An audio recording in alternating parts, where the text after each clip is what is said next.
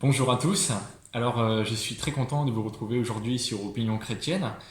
On va parler du sujet du sens de la vie. Donc, c'est un vaste programme. Donc, pour introduire ce sujet, j'aimerais simplement expliquer pourquoi ce thème. Donc, en fait, je me suis rendu compte, premièrement, que après ma conversion à la foi chrétienne, à quel point, en fait, cette question du sens de la vie, bah, ça a impacté toute notre vie, que ce soit nos activités, euh, nos croyances, nos valeurs, nos relations, enfin tout quoi. Et enfin nos relations aux autres notamment. Et, euh, et aussi, autre raison, c'est que si je vous parle de ce thème, c'est parce que je crois que nous sommes tous concernés. Et parce que voilà, on est des êtres pensants et que euh, personne n'échappe, enfin aucun être humain n'échappe à cette question existentielle. Euh, Pourquoi on est là et surtout pourquoi sommes-nous sur Terre ou simplement pourquoi vivre et profiter de la vie si c'est pour finir au fond d'une tombe. Vous voyez, il y a toutes sortes de questions que certains se posent et que je me suis moi-même posé. Donc de quoi je vais vous parler dans cette vidéo. Dans un premier temps, on va voir ensemble un peu ce que disent les penseurs, les philosophes de tous les siècles sur cette question, afin d'avoir un panorama général et qu'on puisse aussi s'interroger sur qui a raison, est-ce qu'il y a plusieurs personnes ou pas. Et puis, dans un deuxième temps, je partagerai avec vous qu'est-ce que dit la Bible à ce sujet, parce que c'est le but de la chaîne. Euh, enfin voilà, de partager des opinions, enfin mes opinions chrétiennes sur certains thèmes. Et que surtout vous puissiez vous faire votre propre avis sur ce sujet. Donc par où commencer?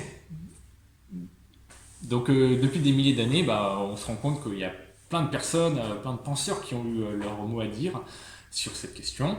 Euh, Déjà, pour ne citer que la partie philosophique entre les stoïciens, les épicuriens, les hédonistes et tout,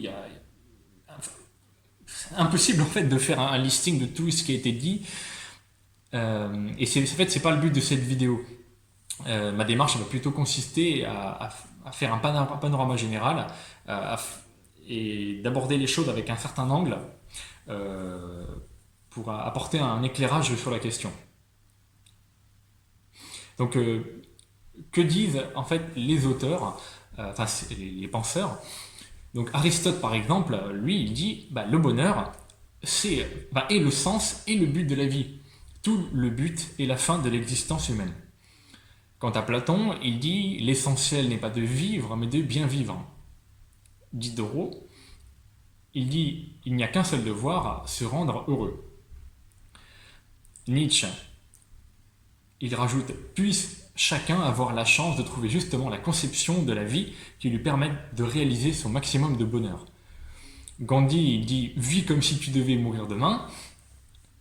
Un site là, que j'ai trouvé récemment, site de développement personnel, qui s'appelle lesmotspositifs.com, nous dit pour vivre une vie pleine de sens, il est essentiel que vous déterminiez ce qui est important pour vous.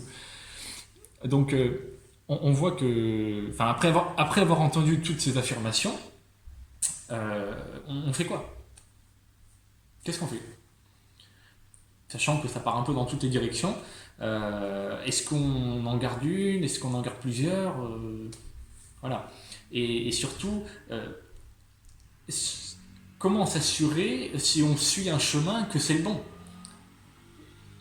À cela s'ajoute la question, est-ce qu'il y a un vrai chemin, un bon chemin, ou un droit chemin, parmi tout, quoi, tous ceux qui sont proposés?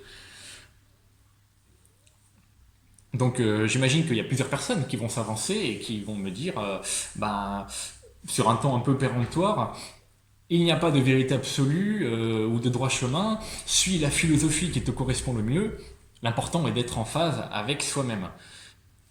Et d'autres me diront, suis ton cœur, suis ta voix intérieure. Alors je sais que ces quelques discours, ils sont très en vogue aujourd'hui en 2021, et même bien avant, Ils affirment qu'il n'y a pas de vérité absolue, que chacun fait ce qu'il veut, même s'il y a des contradictions entre les philosophes et les penseurs. L'important, c'est d'être en phase avec soi-même. Mais bon, moi perso, ça me dérange parce que c'est pas très objectif tout ça. C'est un peu. Voilà, on est un peu dans l'impasse de la subjectivité. Euh, voilà, je sais pas si vous voyez, arrivez à voir un peu où est le problème. Qu'est-ce qui me titille? Moi perso, il me semble légitime sur une question aussi importante que quel est le sens de la vie. Bah, il me semble qu'il faut quand même une base, une fondation, une vérité absolue, vous voyez, qui tranche, qui permette de dire, bah ça, c'est le sens de la vie. Ça, c'est un peu la raison d'être de cette vidéo, en partie. Et du coup, bah, moi, il me semble nécessaire qu'une autorité légitime tranche la question. Et bah, je suis certain que c'est pas un être humain mortel et faillible comme moi, ou bien d'autres, hein, qui va trancher sur la question. Pour moi, il faut quelqu'un qui soit bien de là, bien au-dessus de bien au-dessus de nous. Et personnellement, je crois que ça ne peut être que Dieu lui-même. Voilà, c'est mon avis en tant que chrétien. Euh, voilà. Donc justement, c'est l'occasion pour moi de vous partager des choses intéressantes que j'ai pu voir dans la Bible. Euh, donc voyons ensemble qu'est-ce qu'elle dit au sujet du sens de l'existence humaine. Donc honnêtement, en toute franchise, j'ai jamais vu un livre comme la Bible qui a la capacité de prendre autant de hauteur face au fourmillement de réponses aussi variées que discordantes sur ce sujet du sens de la vie. Euh, En particulier, il y a un livre qui m'a beaucoup fait réfléchir dans la Bible, c'est le livre de l'Ecclésiaste. Donc il a été écrit par Salomon, roi d'Israël entre 970 et 931 avant Jésus-Christ. Et ce roi, en fait, il avait tout en illimité. Il avait les femmes, l'argent, la sagesse. Il était très très sage. Il s'est fabriqué, enfin construit des maisons à n'en plus finir. Et en fait, malgré toute l'abondance et la prospérité, bah, il a fini par déprimer à la fin de sa vie. Et j'aimerais partager ce qu'il a dit. Donc, dans le deuxième chapitre de l'Ecclésiaste, il dit: J'ai imaginé dans mon cœur de livrer mon corps au vin tout en me conduisant avec sagesse. Je me suis lancé dans de grandes entreprises, je me suis construit des maisons, des jardins, des vergers, j'ai planté toutes sortes d'arbres fruitiers, j'ai même amassé de l'argent et de l'or, je me suis procuré des chanteurs et des chanteuses, des concubines en quantité, je suis devenu plus grand que n'importe qui avant moi à Jérusalem, sans rien perdre de ma sagesse. Voilà, je n'ai privé mon cœur d'aucune joie. Euh, voilà, et un peu plus loin, il dit: Puis j'ai réfléchi à tout ce que mes mains avaient entrepris, à la peine que j'avais eue pour le faire, et j'ai constaté que tout n'est que fumée et revient à poursuivre le vent. Et il n'y a aucun avantage à retirer de ce qu'on fait sous le soleil. Donc là, en fait, si on reprend la citation de Diderot, qui disait qu'il n'y a qu'un seul devoir, c'est se rendre heureux, bon, on peut dire que Salomon, lui, l'a appliqué à la lettre, et pourtant, ben, il n'est pas plus avancé en fait. À la fin, il a fini par être complètement blasé, il a dû se sentir vide, parce qu'il a vu en fait la vanité de ses activités. Et du coup, moi, une question pour nous, pour vous, chers internautes, c'est: pourquoi respirer, dormir, manger, travailler, avoir la plus belle carrière, coucher avec plein de femmes, boire de l'alcool à donf, faire la fête, profiter de la vie, fonder une famille, construire une maison, faire des enfants, si c'est pour mourir au final et terminer au fond d'une tombe? Pourquoi à quoi bon? Pourquoi avoir existé et être né? Bah, certains me diront: bah, la mort, en fait, ça sert à comprendre qu'il faut profiter de la vie. Du coup, ils vont profiter de la vie et tout, mais moi, je leur dis: mais oui, mais ça répond pas à la question. C'est pourquoi il faut profiter de la vie. C'est justement cette absurdité de profiter de la vie et de mourir juste après qui rend les choses complètement débiles. Excusez-moi le terme. Et voilà. Et du coup, je voudrais partager justement qu'est-ce que dit Salomon. aussi concernant en fait son incompréhension face au fait que tout le monde, qu'il soit sage ou fou, gentil ou méchant, croyant en Dieu ou non, euh, peu importe ce qu'ils ont accompli ou fait, ils finissent tous par mourir tôt ou tard. Donc il dit, toujours chapitre 2 de l'Ecclésiaste, le sage a ses yeux à la tête et l'insensé marche dans les ténèbres. Mais j'ai reconnu aussi qu'ils ont l'un et l'autre un même sort. Et j'ai dit en mon cœur, j'aurai le même sort que l'insensé. Pourquoi donc ai-je été plus sage? Et j'ai dit en mon cœur que c'est là encore une vanité. Car la mémoire du sage n'est pas plus éternelle que celle de l'insensé, puisque déjà les jours qui suivent, tout est oublié. Et quoi? Le sage meurt aussi bien que l'insensé. Et j'ai haï la vie, car ce qui se fait sous le soleil m'a déplu, car tout est vanité et poursuite du vent. Alors du coup, peut-être que vous aussi, vous vous demandez pourquoi il y a des gens comme Mère Teresa qui font du bien autour d'eux et qui finissent au même endroit que Hitler. Heureusement, il y a d'autres passages dans la Bible qui apportent un éclairage, et j'aimerais partager avec vous ce que dit Paul de Tarse. C'était un apôtre du Christ au 1er siècle. Donc voilà ce qu'il dit au sujet de la mort qui nous attend tous. Il nous dit, le salaire du péché, c'est la mort.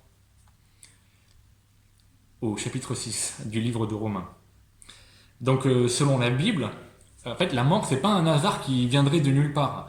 C'est surtout à cause de notre méchanceté, de notre orgueil, de nos mauvaises pensées, de nos convoitises que nous mourrons tous.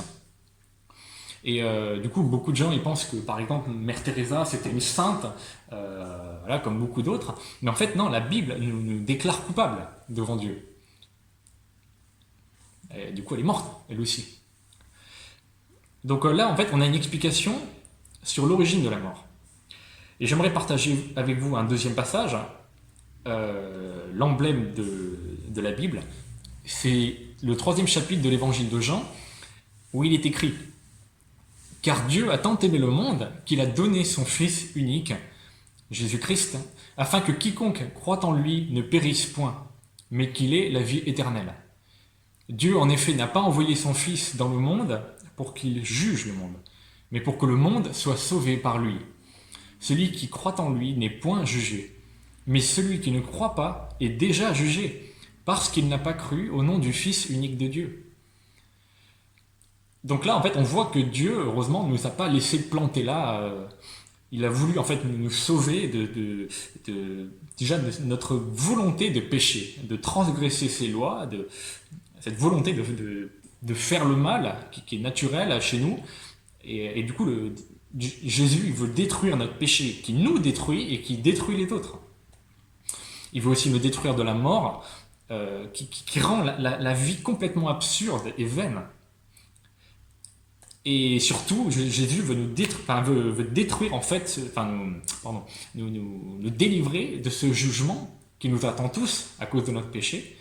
Et voilà, il veut prendre sur lui nos propres fautes par amour pour nous. Donc en fait, l'évangile, ça apporte un réconfort immense face aux détresses et aux angoisses diverses de ce monde, que ce soit le Covid ou les crises économiques, les attentats terroristes et encore, j'en passe. Les chrétiens, ils mettent pas leur espoir en fait dans ce monde parce qu'ils savent que ce monde est imparfait. Certes, il y a des choses qui sont très belles, hein, les paysages, l'amour, la joie, la compassion, mais il y a aussi des choses horribles, des génocides en n'en plus finir, des crimes, de la corruption, des viols et de la pédophilie, etc. Et du coup, voilà, les chrétiens, en fait, ils mettent leur espoir dans la vie éternelle qui les attend après leur mort auprès de Dieu. Pour eux, la mort, ce n'est qu'une virgule et non un point final. Et ils savent que s'ils doivent mourir demain, c'est pas grave, ils seront auprès de Dieu. Donc ils ont cette certitude dans leur cœur. Parce que Dieu les a convaincus. Et du coup, voilà, moi, mon plus grand rêve, mon plus grand désir et mon attente, comme celle de millions d'autres chrétiens de tous les siècles, c'est d'être au ciel, au paradis, dans un monde où il y a pas de péché, c'est-à-dire où il n'y a ni souffrance, ni tristesse, ni injustice, ni guerre, ni suicide, ni comparaison entre les gens. enfin, ni tout ce qu'on veut de mauvais. Donc, pour conclure, moi je ne peux que conclure en fait en paraphrasant ce que disait l'apôtre Paul dans la première lettre aux Corinthiens, chapitre 15. Je me dis, si, comme lui, hein, si les morts ne ressuscitent point, mais Christ non plus n'est pas ressuscité. Et si Christ n'est pas ressuscité, notre foi, à nous tous, chrétiens, à moi, enfin, qui croient en lui, elle est vaine. Et si c'est le cas, si Christ n'est pas ressuscité, nous sommes les plus malheureux de tous les hommes. Et à quoi sert-il de vivre? À quoi sert-il même d'attendre un Jésus qui n'a pas existé, qui n'est pas ressuscité? Et je me dis, mais autant se flinguer, quoi. Enfin, sincèrement, ça n'a aucun but.